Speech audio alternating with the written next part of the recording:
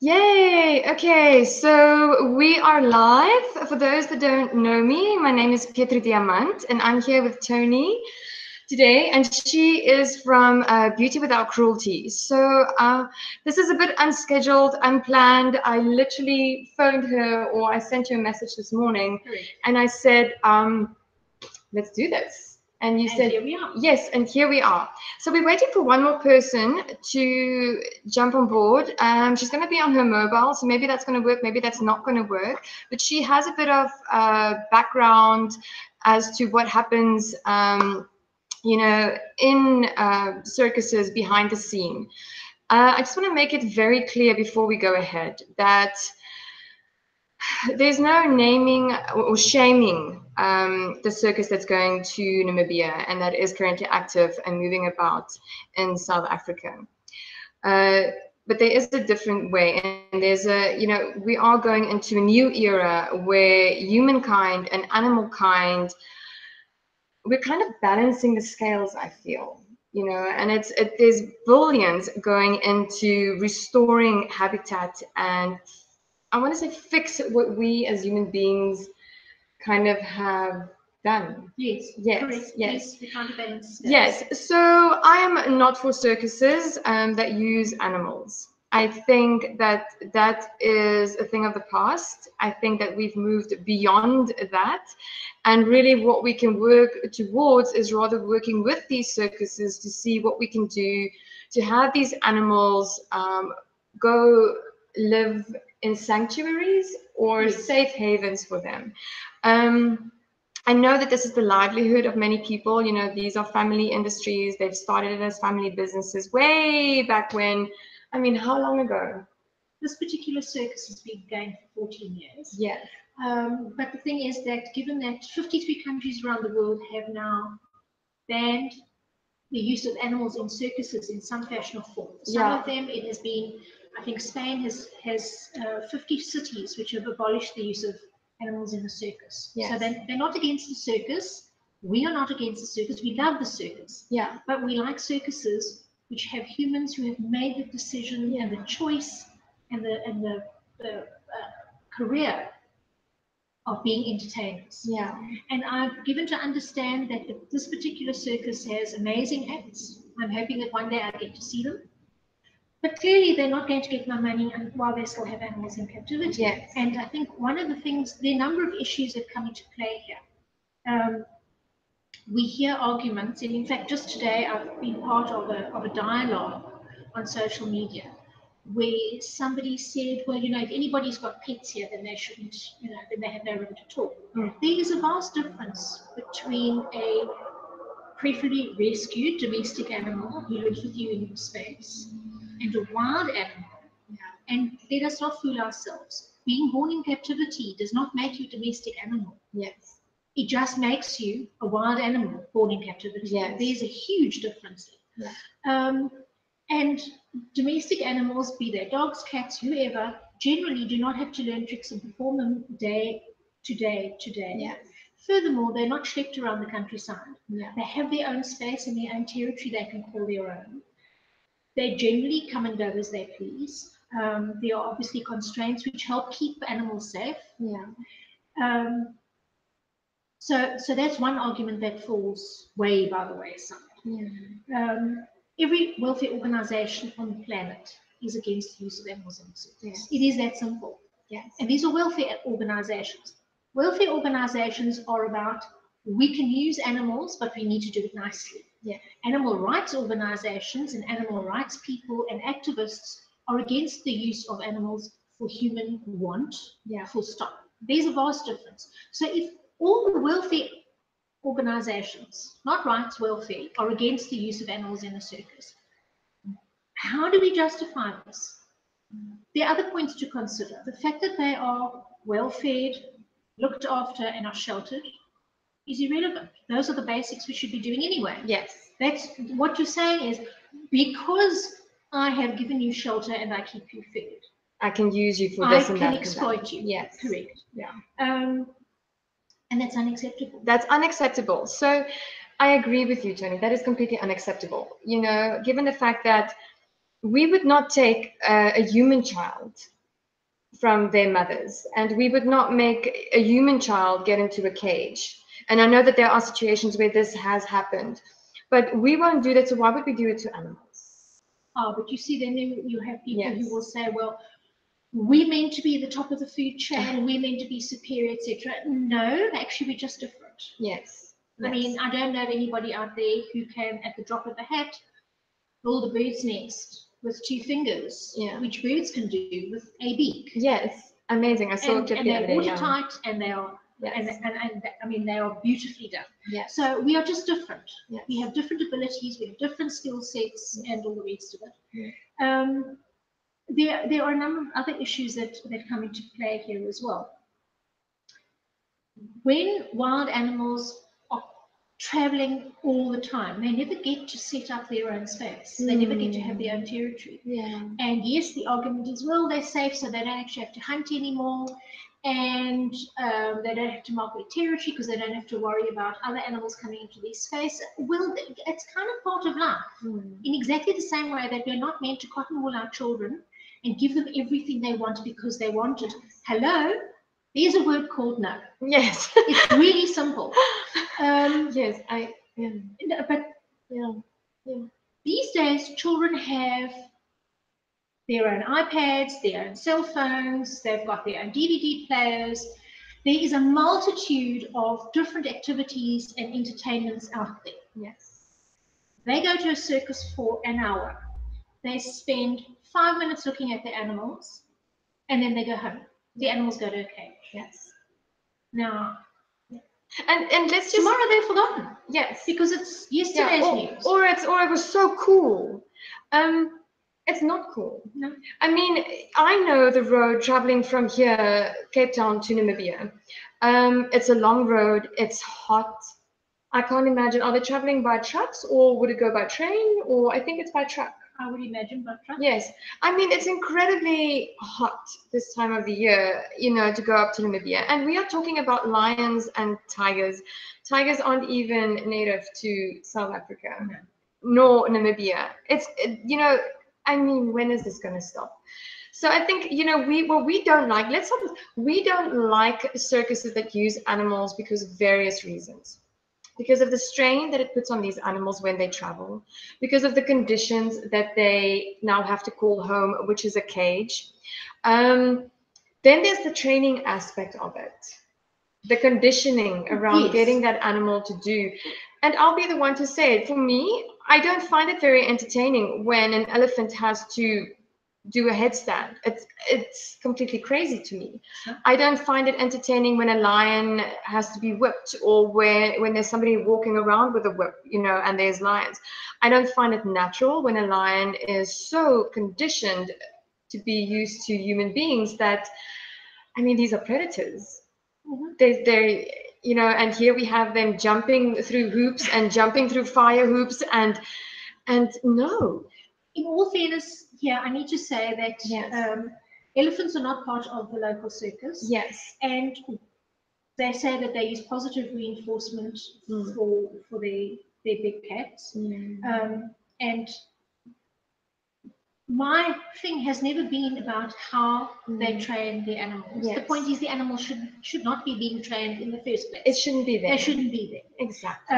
And while lions and tigers are used to the heat, because, well, it's a different kind of heat on that side. Namibia is a different heat, But also, tigers come from India, where it is hot there, and so on and so forth. We also know that there are big cats, like small cats, they sleep for 20 hours a day. My concern is, what do they do for the 4 hours they are awake? They cannot express any of their normal, natural behavior. And going to a sanctuary is not going to allow them to live an ideal life, because yes, there will be fences. And at this stage, these animals cannot go into the wild. They could probably be rehabilitated, but lion society being what it is, it's not going to be the best solution. However, I need to also stipulate, because one of the arguments is, well, what is the difference between you paying money to go and see an animal in a sanctuary and you paying money to go and see a lion in a circus? Well, firstly, if I go to see a lion in a sanctuary, invariably they've been rescued from dire circumstances. Yeah. And they're doing what lions do. They're lolling about, they're sleeping. Yeah. I'm sure if we gave them a box, they'd come into the box like other cats do. Yes. There are plenty of photographs to show that all cats love boxes. Yes. But the point is they're not being made to perform. They're not having to learn tricks. They're not having to pay their way, which is a big thing in this country. Yes. You know, if it pays, it stays. Yes. That's nonsense. Yes, it is nonsense. Animals have their own inherent worth. They don't have to earn anything. We are the ones who have decided that in order to function as a society, in order to live in harmony and all the rest of it, there are certain works that we have to do. There are certain things we have to earn in order to be able to buy other things and so on and so forth. Yes. This is not the animal's way. And so insisting that we enforce our life expectancies in terms of if it pays, it stays, is ludicrous. It is. Unnecessary, unethical. Yes. I could go on, but you get the gist. Yes, no, I get it. And, you know, I get it. And I've seen the posts that have gone onto Facebook, and I really wish that somebody would let me know that the sound is good. I've asked. So if we can have some people just let me know whether the sound is good, that would be amazing. So I've seen the posts online. I've seen the posters in the shops, you know, up in the windows.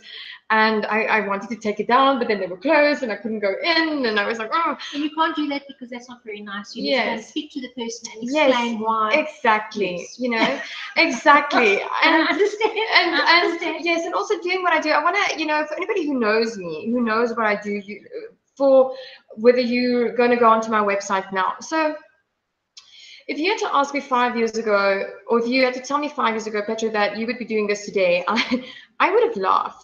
I had no intention of doing what I'm doing today, which is creating art, wearing the art, going to the streets with my art, and to festivals with my art, standing there feeling super uncomfortable. And when I, you know, but then having to speak to people, because I don't really like too much conversing or too much engagement. Yes, interaction. And this has been a calling for me. And also the way that I'm doing it, you know, I go and take images with these animals, not because I think it's cool, not because I think it's a status thing, not because I want to prove something, not because, you know, I am selfish and I want to get close to these animals. You know, what I've done up to now has been very dangerous. With the pictures with the lion and with the cheetah was dangerous. You know, there was a moment where I got too low and the cat was on it. The same thing with the lion. I mean, we had people around me and it's not glamorous.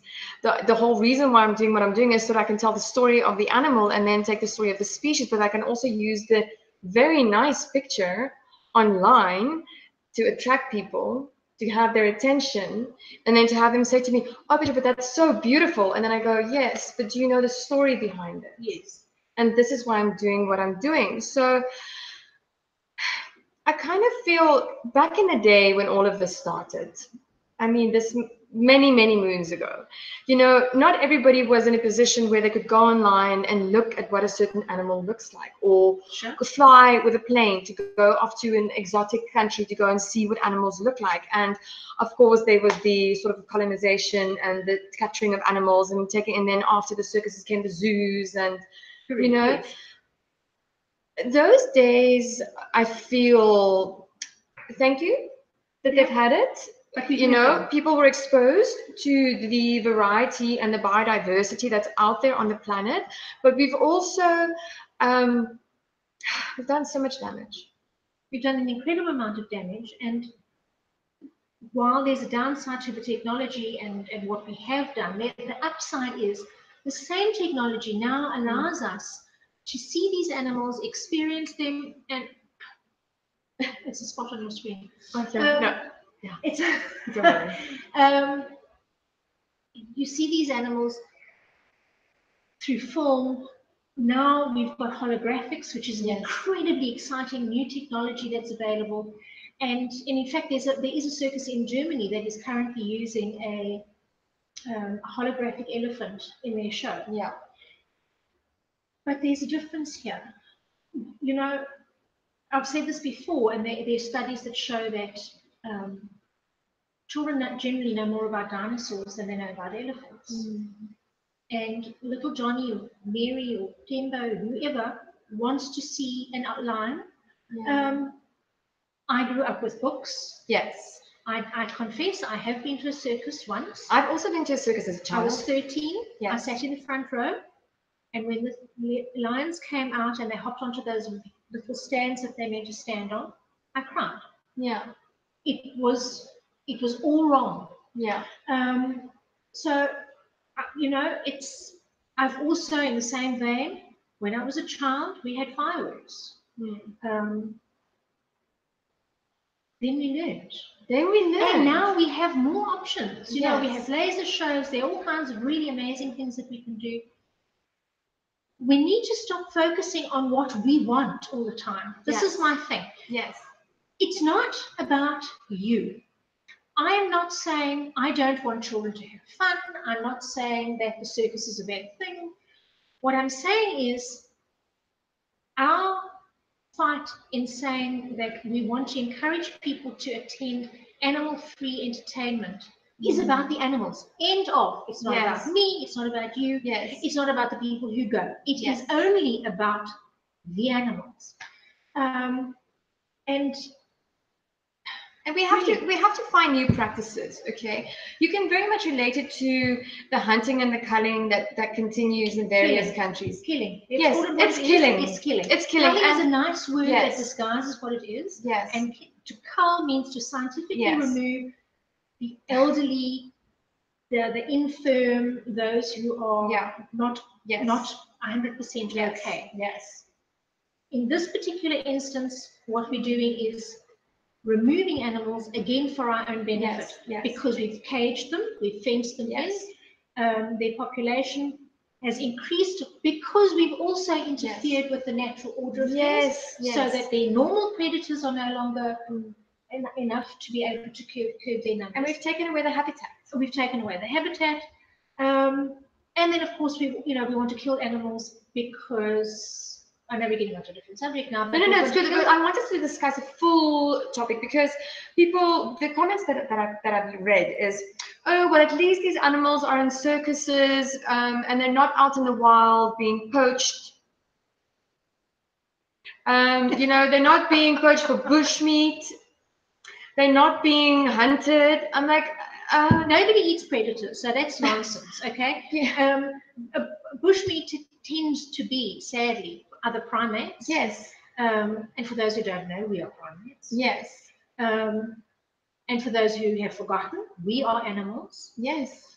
Douglas Morris, I think it was, wrote a book 100 years ago. I'm exaggerating, called The Naked Ape. Yeah. About our behavior and how we do differ and how we don't differ from other species. Yes. But when it comes to hunting, yes, there are people who go out and they will kill one animal and they will gut it themselves and skin it. The pretty word is dress it. Dress it, yes. And put it in their freezer. We're not going to discuss the ethics of eating animals right now, but for the majority of people, they go out and hunt the biggest, the tallest, the prettiest. Yes. And then they have a photograph taken of it, showing off their beautiful dentistry. These are the trophy hunters. The trophy hunters. And then they will tell you that they're doing it for conservation. Yes, and that's also a big con in conservation. Let me tell you something that I firmly believe, and I've been made fun of. I've been judged. I've had people fight with me, argue with me. Killing is killing. Yes. No life is more important than another. And this includes from ocean life to birds to little teeny tiny frogs to chickens there's no life. Everything in this beautiful, beautiful world of ours, on this beautiful planet, in the biodiversity, is here to make things beautiful. And it's, you know, it's to be admired, to be respected, to be honored, to be appreciated.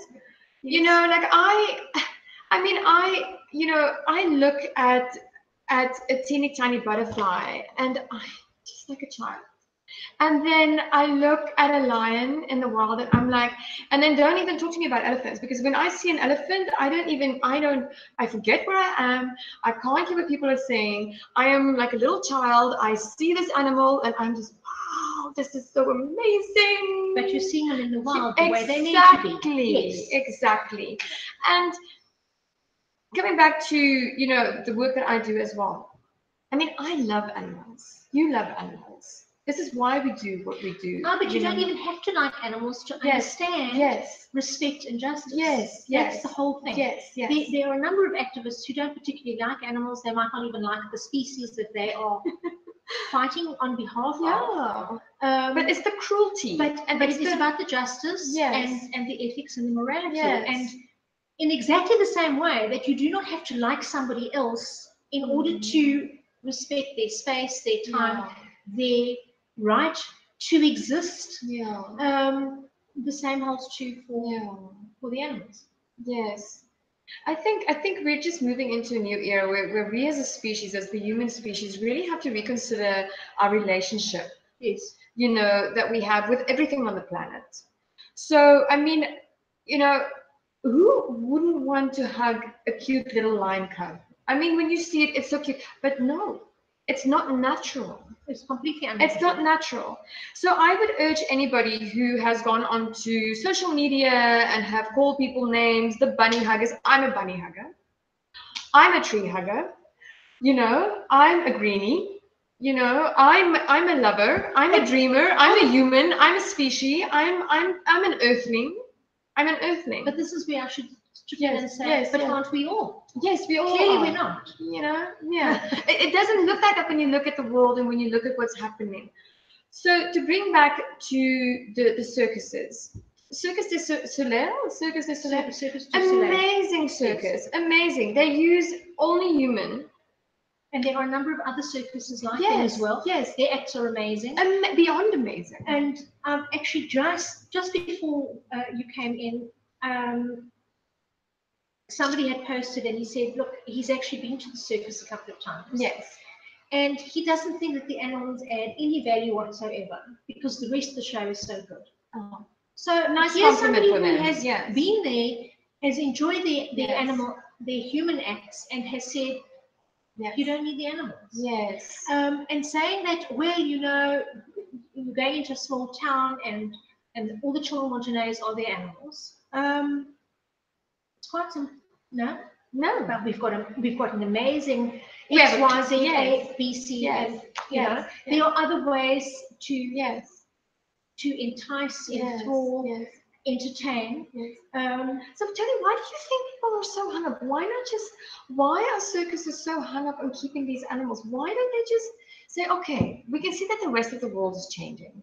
So maybe it's time that we put these animals into the sanctuary and we find other people. Because I mean, there are enough people in this world who are acrobatic and who are venturous and, willing to do all these crazy things that they do in circuses, which is amazing. Yes. I think part of it is they feel that they are continuing an old legacy, tradition, yes. And I don't have a problem with it. But traditions change. Traditions change. In fact, they don't even have to change. They just evolve. Yeah. And I will say that they must change. They must change. So absolutely, let's look at the legalization of the rhino horn, or let's look at the poaching of the rhino. Because of tradition, because of culture, these animals are facing extinction because of the poaching industry. So, there's no level. You can't stand up for one species and then not stand up for the other. You have to stand up for everything. And people say to me, oh, but like they have a cute little dog that they dress up. Even the dressing of these dogs, really, I mean, they have fur. Don't even go there. They have fur. I can understand if it's cold and it's icy that you put a blanket over them. Yes. And I have no problem with the little sort of jacket things that small dogs need. It's cold, they suffer. They shouldn't be in this country in the first place because they weren't bred here originally. Yes. But all animals should be respected. Absolutely. Yes. And if you want to dress them up, get a dog. Get a doll. I'm sorry, it's very difficult for me to say this with a smile. No, I think, you know, I want to say this as well, because my thing was, you know, I said, okay, I don't want the poachers to be killed. I don't want the animals to be killed. I don't want to be angry with anyone. I really would like things to stop, for everybody to be accountable, for us to revisit our actions and our relations with whoever it is. Yes, with the environment, and extend that, you know, and really look at what we're doing. So, is it entertaining? To some people, it is entertaining to go to the circus and watch these animals. But for me, it's even more entertaining to go and see that a human being can jump 4 meters high. Yes. I mean, like, what? I can't do that, you know? But it breaks my heart. And I remember when I had my photo shoot with the lion. So obviously, I prefer not to have too much interaction with the animals when I do my photo shoots or when I come into contact with them. But there was a moment during the photo shoot where this lion walked up to me, straight up to me, the face, I mean, huge, massive face right here. And I just stood there and I made eye contact. And I want to cry when I speak about this because it was such a profound moment. And I took my hand and I reached out and I would attach it as if it was somebody that I knew. And in that moment, I wanted to cry because the only words that came to me were, I am so sorry for what we have done. And and I really want to, I'm sorry that I'm getting emotional, but you know, I just like, it was as if that animal was looking at me saying, I see you. And I was looking back saying, I see you. And we were both knew what is happening to the species as a collective on the planet. And I wanted to cry. And then, you know, they came and they took him away. But there was a moment where I connected so deeply and I fell in love with this planet even more, with what I'm doing even more. And that is to get the message out there that we really need to balance the scales, because we've tipped the scales in our favor for money and greed and selfishness, you know, thinking that we are superior. We're not superior. We are not. I mean, honestly, you know, elephants and lions are not building nuclear bombs that can destroy the planet. That's not, I think, a superior thing to do. It's kind of a very... There was a lovely question that was posed. Yes. Where somebody said, well, of course we're superior. You know, we'll use a lion as an example. Can a lion compose symphonies and play the violin? And the response to that was, well, can you? Okay. We don't want to be rude. We don't want to be rude. And I respect, you know, the person who said that. And yes, but you know, animals are evolving as humans are evolving every day. I spend a lot of time on social media. I see what gets shared, you know, and every day I see something that just, I'm like, we learned it from them. We learned that from them. We learned that from them. You know, the sound that we first heard came from the wild. And we mimic that. And we found tools to mimic that. It's not new. It's not that we've never heard those sounds, those frequencies, though, you know. Yes. We heard it from the wild, and we wanted to recreate that. And what better teachers, you know, who taught us? Yeah, you talked about a little bird who, you know, can sow the leaves. I mean, I saw that and I was like, everybody has to see this. This is amazing, you know. And I said, well, and then we learned from them, and that was where it came from me. So, Namibia, South Africa. People of the world, every boy and every girl, you know, mommies and daddies. If we need to relook at our interaction and our space on the planet. Yes. You don't need to do anything other than leave them alone. It really is that simple. Yes. It's simply a matter of if you can't treat somebody kindly, just leave them alone. Yes. We'd encourage, for example, if you're in Cape Town, we've got 2 permanent circuses out here that are fantastic. We've got the South African National Circus and we've got the Zip Zap. The South African National Circus, you can have children's parties there, where the children become the star of their own show, which is incredibly exciting. So they learn to walk the tightrope. Okay, it's only so far from the ground, but I mean, they learn to walk the tightrope. They dress up as clowns and they teach them to tumble and do all kinds of interesting things. There's so much entertainment out there. There's so much information out there. I have never seen a red panda, which comes from Tibet. My life has not deteriorated in any way. I can Google. I can find them on YouTube. I can find documentaries about them. I can read up about them. We don't always have to have everything we want. We shouldn't always have everything we want, because, well, there are lots of good reasons, but I mean, we don't have to go into that now. But we don't actually have to. We don't have to cause suffering to others because of our wants. And the simple fact of the matter is that at the end of the show, you get to go home. They go to a cage. I'm going to yes, exactly. I'm going to share something with you all that I found this morning online. I happened to scroll and I saw this. Let me see if I can get it. Okay, let's see. Facebook, phones.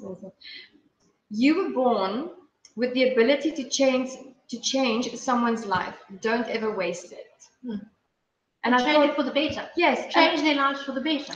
And I thought that was so fitting that I would see that today, because of all the things that we can do, why do we have this inherent need, want, this, to go and pull the trigger, or to put that animal in a cage, or to squish that bug, or why, why are we doing that?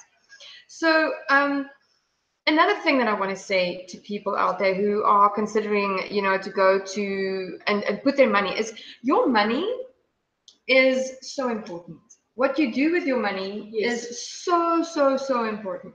So if you are going to take your money and go and support a circus that uses animals, when that animal dies, they have to get another animal. When that animal gets too old, what happens to that animal when it can't do the tricks anymore? Okay, where does it go to? Where does it end up? Does it get euthanized? Does it get shot and put to the side? What happens? Okay. In this particular instance, they say that they actually have a sanctuary of their own, which is not open to the public, and that the animals would be retired there. We'd like them to be retired sooner, and we have actually offered to fund relocation to a sanctuary. If they have their own sanctuary, that's fine. As I say, I'm hoping that in fewer years than anticipated, I actually get to go and see the circus. Well, let's do that 2019. Let's do that in 2019. Okay, so let's do animal-free circuses. Let's support. Is it McLaren Circus? Okay, so to the performers out there, to the hula hoopers out there, to the fire spitters and the people who are crazy enough to do the backward bends and the high jumps and that, contact the circus and come up with solutions. Because as much as we go, stop the circuses, stop the animal, circuses, we also have to be responsible and say, okay, well, let's help. Because the time of also going, oh, we can't do anything with you because you're doing that, is also, I think, but here's the thing. I understand exactly what you're saying. What we're saying is, when you no longer have your animals, I will be their biggest supporter. This mouth now that is doing this now will be promoting them. Not that I expect a lot of people listen or take heed, but the point is that every mouth has the opportunity to do something good. Exactly. I would be one of their biggest supporters. I would promote them. I would encourage other people to promote them and support them. And they could grow and evolve and be a proudly animal-free circus. Exactly. That's what we would like to see. We want them to thrive.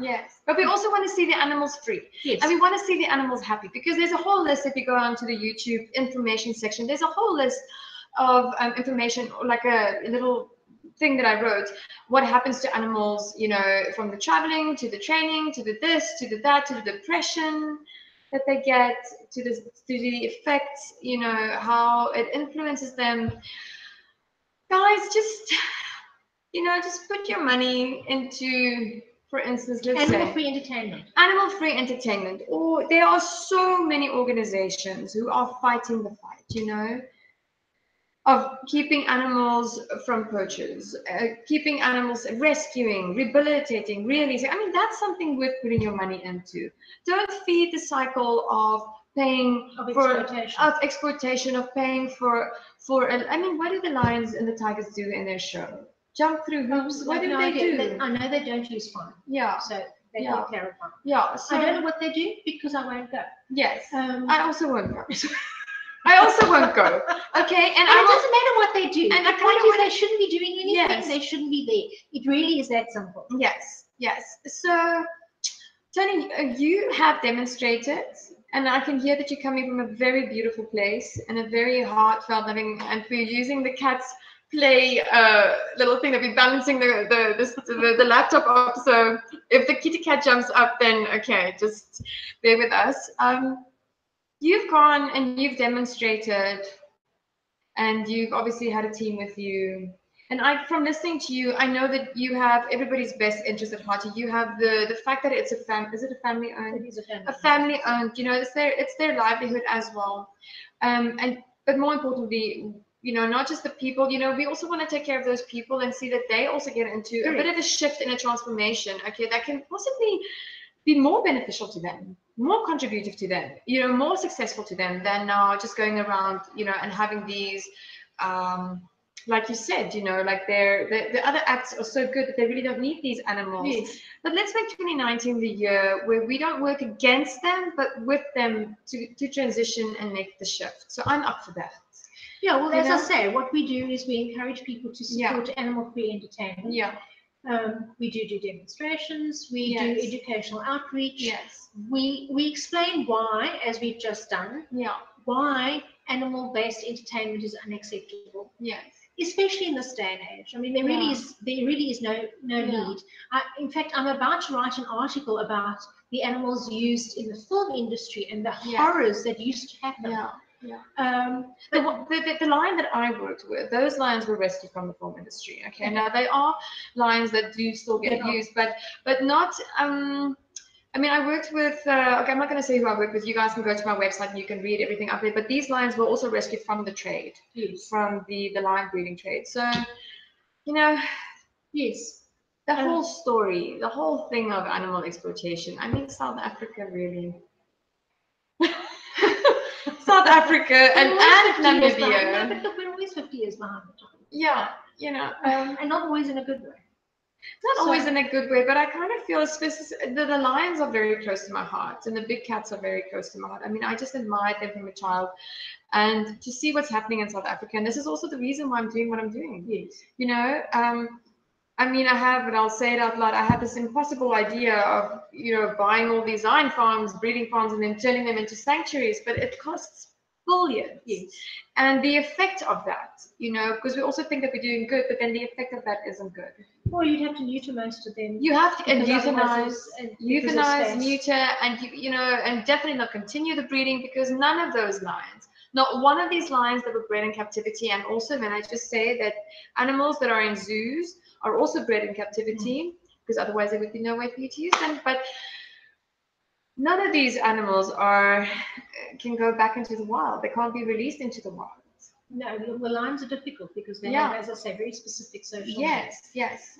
It doesn't mean it can't be done, but the point is, there are so many. Yeah. We've also encroached on so much space that from a practical point of view, just releasing them all, I mean, once they're obviously rehabbed, would be a very difficult task. Yes. Look, there are no easy answers here. We're not saying that. So continue speaking. I want to get our board.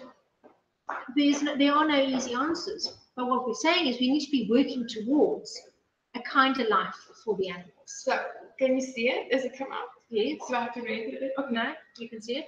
So, I have to take it a little bit. So, beauty without cruelty, and then it says the circus is not fun for the animals. Okay?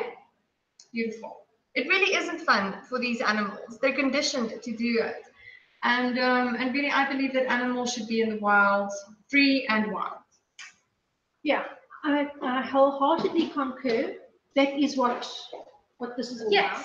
Yes. And yes, they do run the risk of being poached, being shot, or being hunted. Yes. We run the risk of being knocked over, robbed, murdered. Yeah. It's part of life. Yeah. But there's a difference. They would have their own family that they have chosen and not had a family imposed on them. Yeah. They would socialize with those they wish to socialize with. They would have their own territory. Yeah. They could run and climb a tree, for heaven's sake. They could be in the wild. They should be in the wild. So on this note as well, you know, these animals are in the situation that they are in, not only because we as humans, you know, thought it was very cute or clever, you know, to take them out of their habitats and take them overseas and ship them off and, you know, transport them to wherever in the world. But the species on this planet, the wild species on this planet, are losing habitat because of people who feel that they need to own land, own animals, own human beings, you know. We need to stop. We need to stop this now. When you put animals back into an environment that they have been taken from, the environment starts rehabilitating itself. There's a natural order to how the animal kingdom takes care of, you know, their world. And if you go online and you look at the documentaries and you look at, you know, the devastating effects that some habitats or some areas have had when they've, for instance, like a rhino was removed, you know, I mean, it's not just the rhino. I mean, you have to consider the smaller little animals as well that get affected, the bush, the air, the soil, you know, with rhinos not in certain areas, the soil has degraded. So tradition and culture and, you know, family ways and heritage and blah, blah, whatever. We are going into a new way of working with species. We have to become accountable for what we do. Anybody that argues that, you know, that they're better in circuses, no, they're not. Okay, they're not. Then I think, I don't want to say it, but, you know, sometimes we make excuses to say we can justify doing what we continue doing. It really is that simple. Yes. If I would say, if I was an animal that was kept in a cage, I would rather want to be dead. So, because my free spirit, and I mean, I can't even sit in a teeny tiny apartment for one day without going crazy. I have to be out. I have to be on the beach, or I have to be I can see green, or where I can see the sunlight, or where I can, you know, dance and jump and be like a child. And I can't imagine that it's different for an animal. So they know where they belong, and we've taken them from there. So pertaining to the circus, you have a choice what happens on this planet. You have a choice of how you create and what you create and who you create with, and the future generations, the type of environment that we create for them. Not just future generations for human generations, but also for everything else, be it plant, animal, mineral, water, sky, earth, air that we breathe, you know. You have a choice, and spend your money on something that will benefit others. Yes, that will benefit animals. Benefit others. Others, yes. Yeah. So Toni, so what are we doing? When is your next demonstration? Saturday, 2 p.m. outside Vanguard Mall. Yes. And then on the 9th, we are outside we're in the corner of Pence Drive and Global Road in Tableview. Yeah. And watch the space, because... Watch the space. Watch this space, because we want to see things change in 2019. And wouldn't it be amazing if this circus could get all of their animals into a sanctuary, and these animals could just eat and sleep all day long? And wouldn't it be amazing if they got acts into the circus that would be human acts, that would take their circus to the next level and become the thing in South Africa that you can go and watch, and become the thing in Namibia, you know, that will draw people together and draw communities together to celebrate people changing and transforming and, you know, evolving and bringing you entertainment that's not detrimental to other lives. Yes, that would be amazing. I think that would be super amazing. Yes, I love your enthusiasm. Yeah. So Namibia, South Africa, be kind. Support animal-free entertainment. Support animal-free entertainment. What else do you want to say? Support beauty without cruelty. And I want to show them your shirt. Say no to animals in circuses. Oh, this is amazing. Okay, and it has a little no with a with a little tiger. Okay, beauty without cruelty, defending animal rights. Okay, in South Africa. And then to Namibians, if you want to do something and you want to work with Toni to see if you can get, is there something like that in Namibia? There is something is happening in Namibia. Amazing. And if you follow the Beauty Without Cruelty page on Facebook, we will keep you updated as to what's happening, who you can contact. Yes. When we have more information, you will have more. Yes, and then I will also have more information because there's so much to learn. So much to learn. So much. Oh my goodness, I know nothing. We know nothing. So go watch the documentaries, educate yourselves, and stop with this nonsense on Facebook now, really, okay? Nobody is a this or that. We're all human. We're all part of this. We're all guilty. All of us. Nobody's innocent, but we can make a different choice, and we can make a better choice, and then we can really become the guardians and the stewards of this earth. Yay! Yay! Okay, so with that, I'm going to leave you and love you. And I may have, because we were supposed to get one more person online, but she couldn't connect. So I'm going to do a little bit of an interview with her at some point. So follow me online, like my little channel, subscribe, and share it. And if you have any questions for Toni and what she's doing, please connect with her. I'm going to put all the details in. It was very quick, this setup. It was very quick, and I'm still busy. Also, I have petitions that will go live. My Earth Alive 365 website will go live tomorrow, where we have some petitions for the hippos in Zambia that are going to be killed. And also for Botswana with their elephants. I know that there are petitions online. Some of these petitions have already ended, but we're going to do an ongoing petition. I'm not going to put an end date to that. We're going to take this ride, and we're going to ride it until every animal on this planet is safe and free and respected and loved. That sounds fun. Yes. And the other one was Zimbabwe and zoos. Zoos. Oh my goodness. China, please. China, whoever, you know, I need to actually get somebody on that side to translate. But same thing with zoos. What I would like to say also is on the 6th of April in town. 6th of April in town? Yes. At 11 o'clock, we'll start marching from 10 Darling Street through to Parliament, and we'll be handing over a memorandum. And our focus on this is, while it is the Global March for Elephants and Rhino, we are focusing on free Lammy. Lammy, as you know, is the elephant in Johannesburg. Yes, I know. And that is what our focus will be. Oh, is that your focus? Okay. Yes, but it is the Global March for Elephants and Rhino that we'll be doing. So come and join us. It's peaceful. It is child-friendly. If you are breathing or mobile impaired, we will have a hayride for you, so you can join us. Use that. We'll see you there. We'll see you then. I'll be wearing my elephant art for the first time on the streets. So I'll be doing that at the march.